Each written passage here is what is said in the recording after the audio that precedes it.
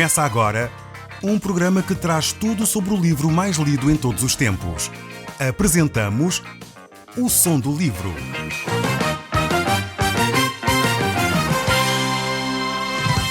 Seja muito bem-vindo. Neste podcast vai encontrar o livro mais conhecido e lido em todo o mundo.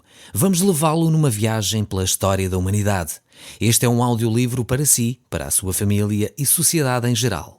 Contextualização e comentários de Paulo Chaveiro. Olá, caro amigo, estamos de novo no programa O Som do Livro. E eu creio sinceramente que esta próxima meia hora poderá mudar radicalmente a sua vida, pois Deus quer falar consigo, mesmo depois de desligar o seu rádio. Eu sou Paulo Chaveiro e nós hoje vamos olhar de novo para o livro de Miqueias. Nós estamos no capítulo 4 e nós vamos ler inicialmente estes primeiros 3 versos deste capítulo.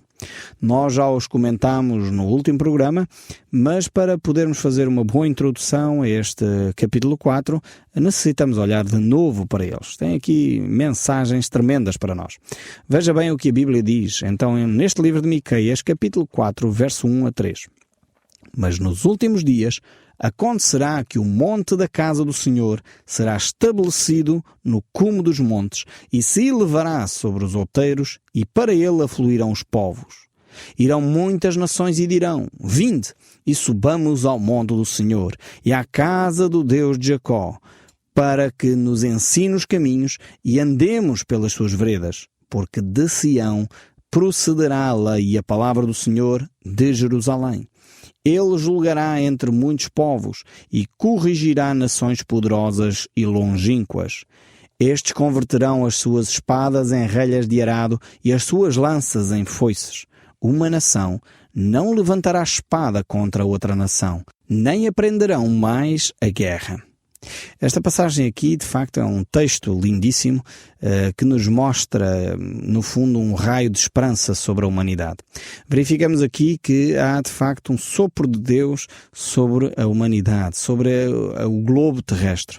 E vivemos em dias em que até os mais otimistas não chegam a vislumbrar isto no horizonte. E, efetivamente, enquanto o homem não tomar no seu coração a resolução de deixar Cristo reinar, esta esperança não irá ocorrer. E sabemos também que aqui o texto bíblico está a falar de uma forma literal. Eu creio sinceramente que Deus, em Cristo Jesus, estabelecerá o seu reino aqui na terra, como vemos aqui no livro de Miqueias. Há determinados grupos religiosos que gostam muito de olhar para este aspecto do futuro, como um raio de esperança, como uma luz no fundo do túnel, e efetivamente ela deve alimentar e animar o nosso coração. Porque um dia Cristo estabelecerá efetivamente o seu reino entre nós.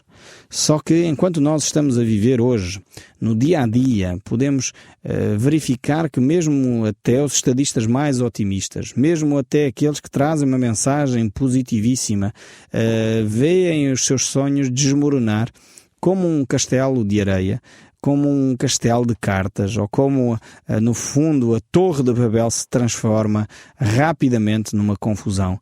Porque, efetivamente, o problema da humanidade está no coração do homem. O problema da humanidade está no seu íntimo. Não tem a ver só com políticas, não tem a ver só com propostas e leis, não tem a ver só com policiamento nas ruas, tem a ver com o coração do homem. Quando o coração do homem é transformado, efetivamente, a paz de Deus, a prosperidade de Deus, aquilo que Deus quer trazer ao homem, materializa-se na nossa própria sociedade.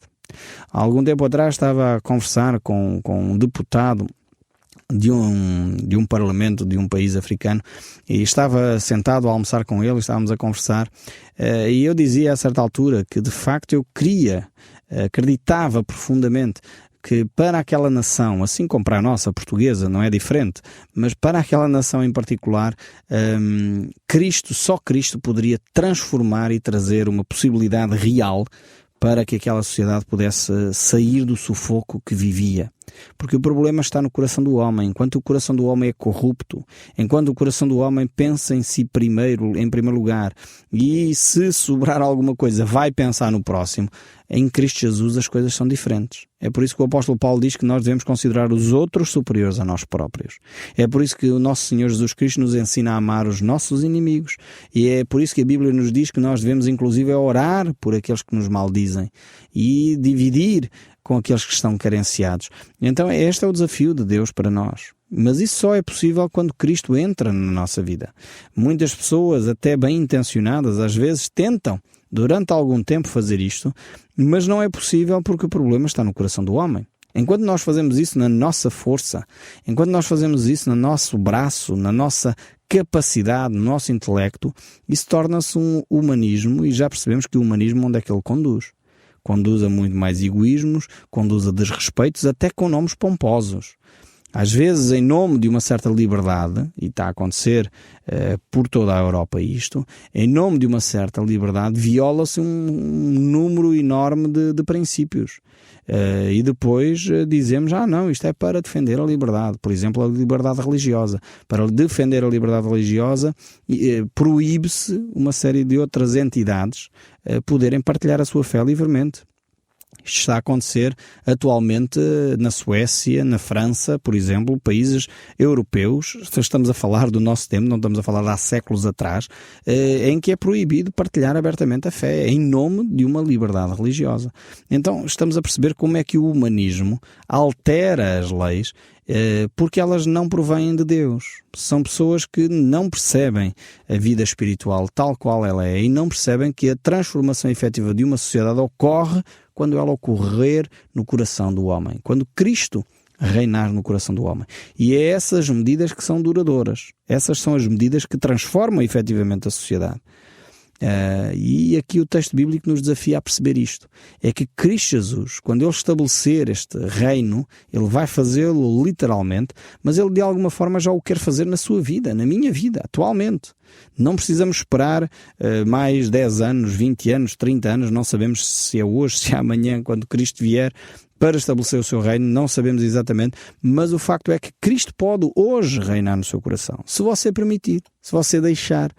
Às vezes nós queremos que Cristo reine sobre as nações, que Ele silencie as armas da guerra, que Ele acabe com essa atitude de corrupção em que alguém quer roubar o que é do outro, seja o petróleo, o açúcar, os bens materiais, o ouro, a prata, seja o que for. Queremos ver isso acontecer na nossa sociedade, mas às vezes não estamos prontos para que Deus transforme o nosso coração, para que Deus mude em nós aquilo que precisa ser mudado. Então Deus só vai agir efetivamente na sociedade quando cada um de nós permitir que a ação de Deus se torne efetiva na nossa vida, se torne efetiva no nosso casamento, se torne efetiva na relação que eu tenho com a minha esposa e a minha esposa tem comigo e eu tenho com os meus filhos e com os meus vizinhos e com as autoridades e as autoridades para comigo. É assim que o reino de Cristo se vai estabelecendo em nós também. Ainda que temos aqui em Miqueias uma clara descrição do reino literal de Cristo. O apóstolo Paulo, certo desta convicção, plenamente consciente da ação de Deus sobre a vida dele, ele diz: considero tudo como lixo pela excelência do conhecimento de Cristo. Longe esteja de gloriar-me a não ser na cruz do nosso Senhor Jesus Cristo. Veja bem como este homem, o apóstolo Paulo, tinha uma visão clara, uma visão bastante efetiva daquilo que é a vontade de Deus para a sua vida. Como seria diferente a nossa sociedade portuguesa se nós tivéssemos esta atitude como cristãos? Supostamente deveríamos ter. Nós como cristãos, se somos cristãos efetivamente, e não os tais cristãos nominais que não acrescenta nada, mas aqueles cristãos que são efetivos, que têm um compromisso com Cristo, que se identificam com Jesus, que vivem com Jesus, como Jesus viveu, certamente identificam-se com este dizer do apóstolo Paulo: considero tudo como lixo pela excelência do conhecimento de Cristo. Ou seja, a religião não conta, as cerimónias não acrescentam nada. O que me interessa é o conhecimento de Cristo. E o que é este conhecimento de Cristo? Jesus disse, por outras palavras: aprendei de mim que sou manso e humilde de coração. Nós dizemos ser um povo de brandos costumes, mas infelizmente na nossa sociedade ainda há muitas discriminações. Na nossa sociedade ainda há muito racismo. Na nossa sociedade ainda mantemos atitudes muitas vezes pouco saudáveis, mas no entanto dizemos ser um povo de brandos costumes. Como seria diferente se nós efetivamente nos dedicássemos a conhecer este Cristo que é manso e humilde de coração, que é alguém que ama mesmo aqueles que, enfim, não são tão bem comportados, tão corretos no seu viver, como nós gostaríamos. Nós gostamos de amar aqueles que nos amam. Aliás, até costumamos dizer que somos amigos dos nossos amigos. Há uma expressão no nosso meio que utiliza esta ideia. Eu sou muito amigo do meu amigo. Pois, mas isso não é cristão, isso não acrescenta nada. Qualquer pessoa de bom senso é amigo do seu amigo. A dificuldade é ser amigo dos seus inimigos. Amar aqueles que nos maltratam. Bendizer aqueles que maldizem. Isto é que é ser diferente, isto é que é ser cristão. E realmente aí só podemos fazer isto não pelas nossas forças. Não tenham ilusões nenhumas. Eu não estou aqui a falar, de um alto num pedestal a dizer, não, eu sou melhor do que você. Não, eu estou muito consciente que esta atitude só é possível se Cristo estiver em mim. Eu, pela minha própria natureza, a minha tendência natural é dizer mal de quem diz mal de mim. É não amar aqueles que me ofendem. Não, esta é a minha tendência natural. Agora, eu preciso de Jesus exatamente para poder fazer a diferença. De outra forma, não precisaria de Jesus para nada. Se eu, por mim próprio, pelo meu esforço, pela minha capacidade intelectual, de domínio próprio, conseguisse fazer isto, por mim mesmo, Cristo não teria morrido em vão. Mas Cristo morreu porque eu não sou capaz sozinho. Porque eu preciso dele. Porque eu necessito de orar quando alguém me ofende. Porque a minha vontade era dizer logo meia dúzia de verdades, como nós costumamos bem dizer. Mas eu preciso de Jesus. Preciso de Jesus para temperar a minha língua, para temperar as minhas palavras, para temperar as minhas atitudes, para transformar o meu sentimento, para mudar a minha amargura em amor. Eu preciso de Jesus para isso. Por isso o apóstolo Paulo aqui diz que ele considera tudo como lixo, pela excelência do conhecimento de Cristo. Entenda que aqui conhecimento não é conhecimento intelectual, é conhecimento vivido, é experiência de vida, é atitudes, é aquilo que, por outras palavras, se diz que é o fruto do Espírito, quando ele escreve aos Gálatas no capítulo 5, é o fruto do Espírito que é o domínio próprio. Essa atitude bela de saber reservar as palavras para a altura certa, o momento certo, sem exaltação, sem amarguras, sem ódios. E esse é o grande herói, esse é o grande conquistador, é aquele que consegue conquistar a sua própria alma, aquele que sabe dominar os seus instintos. Não é aquele que é mimado e que tem que fazer as coisas à sua vontade no momento em que lhe apetece, mas aquele que é capaz de dominar a sua própria natureza, porque Cristo está nele, não por ele próprio, mas pelo facto de Cristo intervir e agir no seu ser. Miqueias aqui continua a descrever este reino tremendo que Jesus vai estabelecer, e estamos no capítulo 4, o verso 4, quando ele diz: mas assentar-se-á cada um debaixo da sua videira e debaixo da sua figueira, não haverá quem se espante, porque a boca do Senhor dos Exércitos o diz. Agora aqui Miqueias traz esta reflexão. E no fundo o que é que Miqueias apresenta aqui? Ele diz que estas coisas se cumprirão por ocasião da vinda do nosso Senhor Jesus Cristo, nosso Senhor e Salvador. Naturalmente este é o sentido aqui natural destas palavras. Ele aqui está a falar do nosso Deus vivo e verdadeiro. E ele próprio diz que o Senhor, a boca do Senhor dos Exércitos o disse. Ou seja, é de absoluta confiança, é absolutamente garantido. Podemos estar tranquilos porque estas palavras irão ocorrer, irão se dar, quer a gente queira, quer não. Porquê? Porque assim diz o Senhor. Foi o próprio Deus que proferiu estas palavras. O profeta então vê, através da ação de Deus, esta promessa de alguma forma já cumprida, de um modo claro, porque apesar de ainda não ter tido o seu cumprimento efetivo, ainda Cristo não estabeleceu o seu reino atualmente, mas ele diz, assim diz o Senhor, foi Deus quem disse isto vai ocorrer, independentemente da vontade humana. Não somos nós que podemos condicionar Deus àquilo que Ele próprio declarou. E o verso 5 aqui de Miqueias, capítulo 4, diz ainda: porque todos os povos andam cada um em nome do seu Deus, mas quanto a nós andaremos em nome do Senhor nosso Deus para todo sempre. O profeta diz aqui que no passado os judeus andavam cada um seguindo o seu Deus. Cada um tinha o seu ídolo. Aliás, até havia aquela atitude no povo de Israel que era ter os ídolos do lar. Ou seja, era ter uma imagem em casa, um altar em casa. Eu creio que nós, portugueses, não mudamos muito em relação ao povo de Israel, sinceramente. Muitas vezes visito algumas casas de alguns portugueses e verifico a mesma coisa. Continuamos com ídolos em lares. Eu tenho que dizer isto com toda a frontalidade. Eu sei que algumas pessoas estão a ficar chocadas comigo, mas Paulo, então estás a dizer que aquela imagem do São Pedro lá em casa é um ídolo? Estou. Ou melhor, a Bíblia está a dizer. Mas estás a dizer que aquela imagem que eu lá tenho de virgem é um ídolo? É. A Bíblia diz isso para nós não fazermos imagens de escultura. Você conhece os 10 mandamentos? Ou não? Os cristãos, que eu saiba, aqueles que são cristãos, que se afirmam cristãos, é o beabá do cristianismo. Qualquer cristão que se preze tem de conhecer os 10 mandamentos.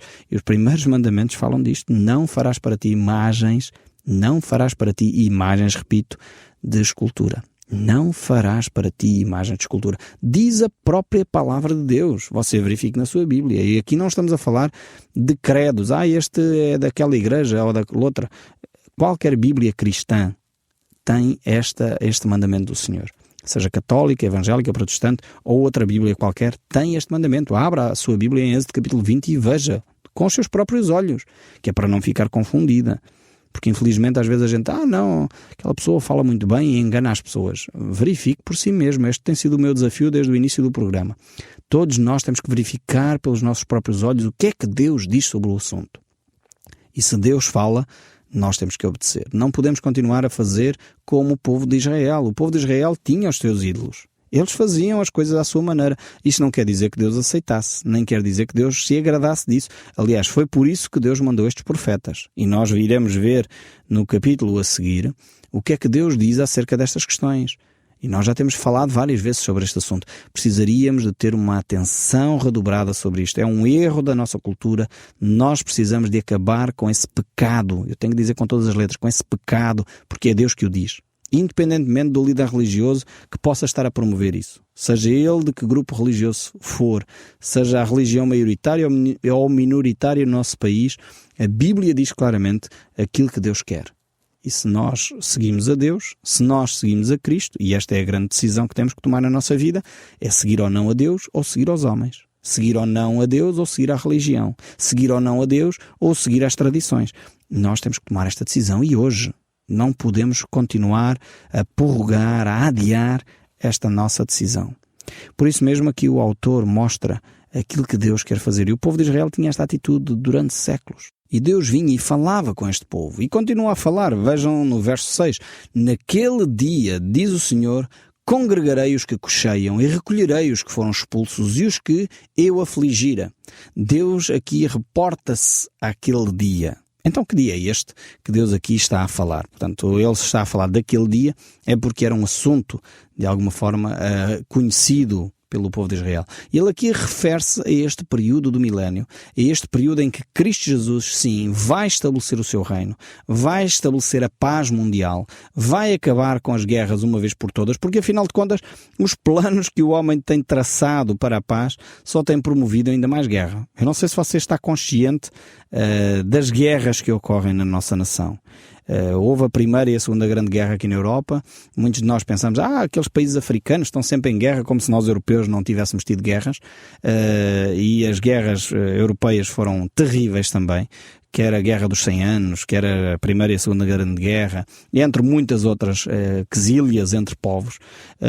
Como realmente fosse hoje uma ideia do desenvolvimento, não há guerras. Infelizmente não é assim. Nós sabemos que o desenvolvimento da humanidade e da tecnologia só tem produzido guerras ainda mais terríveis, guerras ainda com maior quantidade de mortandade, porque hoje em dia as armas são bem mais poderosas e destroem muito mais do que naquela altura. Então Cristo virá para estabelecer uma paz mundial e efetiva, porque efetivamente ela acabará com as guerras que existem no coração do homem. E quando acabarmos com essa principal guerra, então as guerras mundiais irão ter o seu fim também. Mas o verso 7 aqui do capítulo 4, ele prossegue a dizer, dos que cocheiam farei a parte restante e dos que foram arrojados para longe uma poderosa nação e o Senhor reinará sobre eles no Monte Sião, desde agora e para sempre. Aqui vemos novamente o profeta a falar sobre a volta e a restauração do reino de Davi.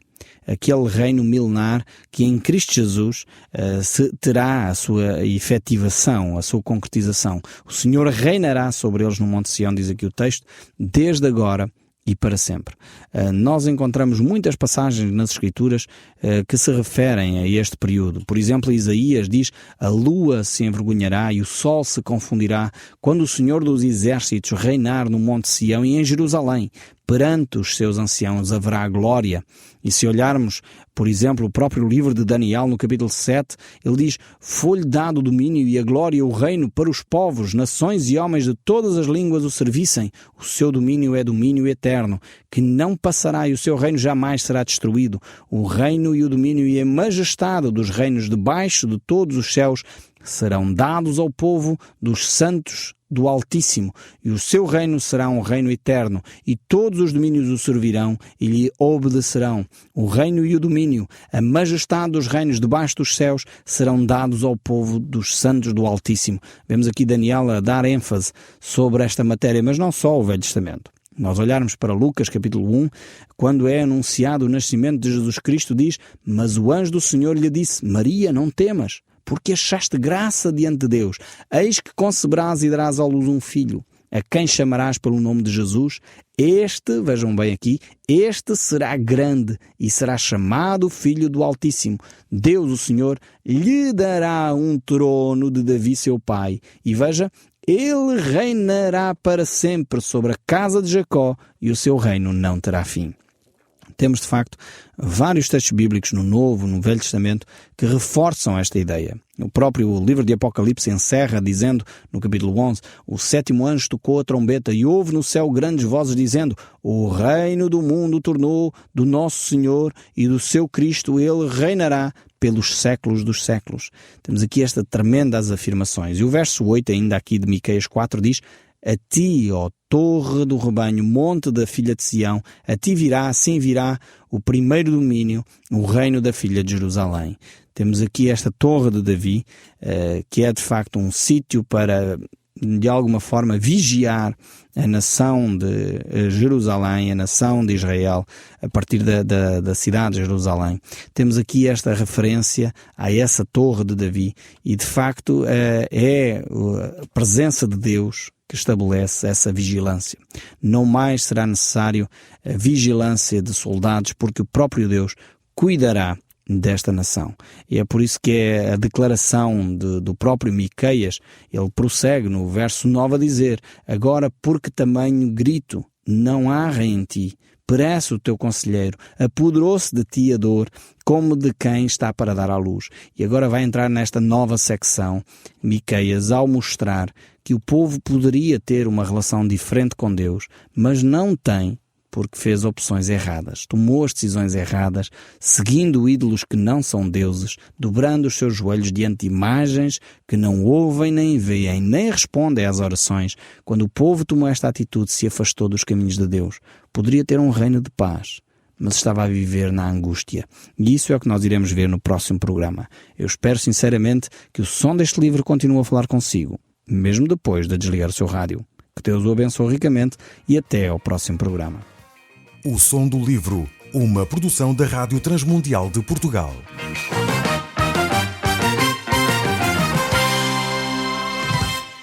RTM. Conhece todos os nossos programas em rtmportugal.org.